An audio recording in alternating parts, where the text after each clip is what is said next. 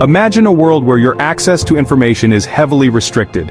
Imagine a world where websites like Google, Facebook, and YouTube are blocked.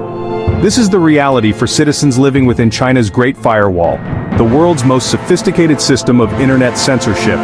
This digital barrier, erected by the Chinese Communist Party, controls what its citizens can access online, effectively cutting them off from the wider world. The Great Firewall is not just a technological marvel, it's a tool of social control, designed to maintain the CCP's grip on power. It represents a fundamental clash between two visions of the internet, one open and free, the other tightly controlled and censored. China's journey into the digital age began in 1994 with its connection to the internet.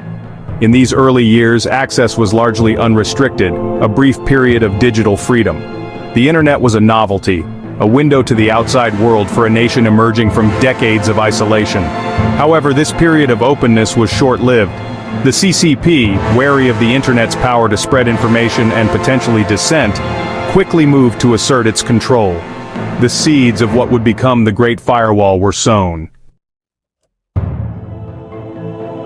In 1998, the CCP launched the Golden Shield Project, the precursor to the Great Firewall. This ambitious project aimed to build a comprehensive system for monitoring and filtering internet traffic within China. It was a clear signal that the CCP saw the internet not just as a tool for progress, but also as a potential threat to its authority. Over the years, the Golden Shield Project evolved into the multi-layered, sophisticated system of censorship we know today as the Great Firewall.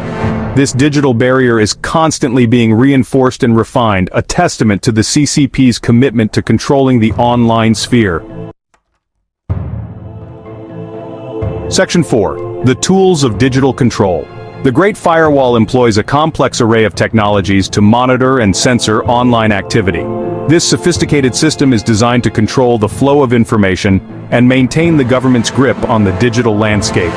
One of its primary mechanisms is IP blocking, which prevents users from accessing blacklisted websites.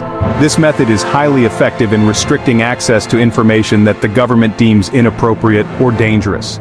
This means that popular platforms like Google, Facebook, Twitter, and YouTube are inaccessible to most Chinese citizens. Beyond simply blocking websites, the Great Firewall also targets specific content within websites. The Great Firewall also employs sophisticated keyword filtering systems. These filters are designed to detect and block sensitive keywords and phrases in real time. These systems scan online content in real time, ensuring that any mention of sensitive topics is immediately censored. Censoring any mention of sensitive topics deemed taboo by the CCP. These topics range from political dissent to religious freedom, human rights, and any criticism of the government. The censorship extends to social media, forums, and even private messages.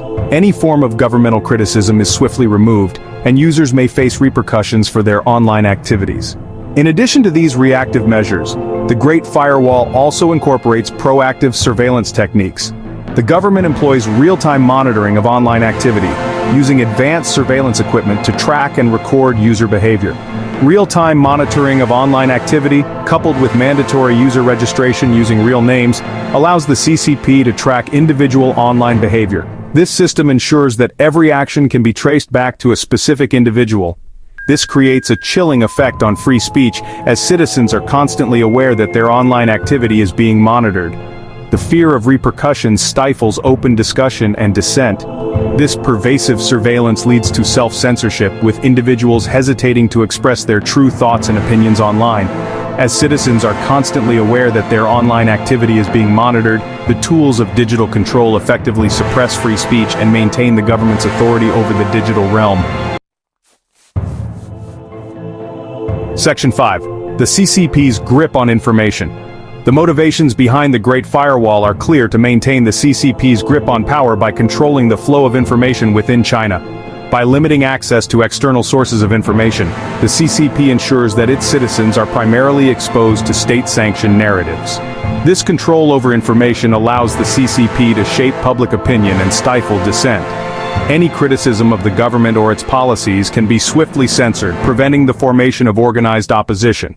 This digital control is crucial for the CCP's continued rule, allowing it to maintain stability and prevent any challenges to its authority. Section 6. Scaling the wall, circumventing censorship. Despite the Great Firewall's sophisticated censorship mechanisms, resourceful Chinese citizens have found ways to circumvent these restrictions. They employ a variety of tools and techniques to access the global internet, ensuring they stay connected with the world beyond their borders. Some individuals utilize virtual private networks or VPNs, which encrypt internet traffic and route it through servers outside of China, effectively bypassing the firewall. VPNs are popular because they provide a secure and private way to access restricted content. However, the use of VPNs is illegal in China, and the government is constantly cracking down on VPN providers and users. This makes it a cat-and-mouse game, with authorities continually updating their methods to detect and block VPN traffic. Other methods of bypassing censorship include using proxy servers, which act as intermediaries between the user's computer and the internet. Proxy servers can mask the user's IP address, making it appear as though they are accessing the internet from a different location. Additionally, some people utilize foreign SIM cards, which are not subject to the same restrictions as Chinese SIM cards. This allows them to access the internet more freely, although it often requires traveling abroad to obtain these SIM cards. However, these methods also come with their own risks and limitations. Users must constantly stay informed about the latest government measures and adapt their strategies accordingly to maintain access to the uncensored internet. Section 7. A global battle for internet freedom. The Great Firewall of China is not just an internal Chinese issue, it has profound global implications. This digital barrier restricts the flow of information not only within China but also influences the global internet landscape. By controlling what information can be accessed, the Chinese government exerts a significant amount of power over its citizens and sets a precedent for other nations. China's model of internet censorship has become a blueprint for other authoritarian regimes seeking to control their citizens' access to information. Countries like Russia, Iran, and North Korea have adopted similar strategies, creating their own versions of the Great Firewall. This trend is alarming as it threatens the very foundation of a free and open internet. Moreover, the Great Firewall has forced foreign companies and organizations to comply with China's censorship laws if they wish to operate within the country. This compliance often means self-censorship and the suppression of information that contradicts the Chinese government's narrative. The economic power of China makes it difficult for companies to resist these demands. This has raised concerns about corporate complicity in censorship and the erosion of internet freedom on a global scale.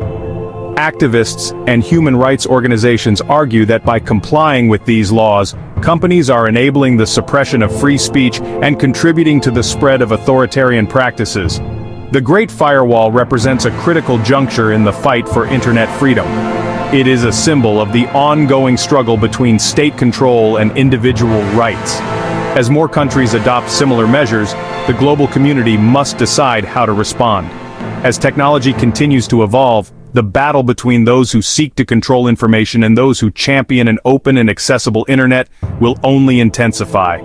Innovations in technology can be used both to enhance surveillance and to circumvent censorship, making this an ever-evolving conflict. The outcome of this battle will have profound implications for the future of free speech, access to information, and the very nature of the internet itself. The decisions made today will shape the digital landscape for generations to come, determining whether the internet remains a space for free expression or becomes a tool for control and oppression.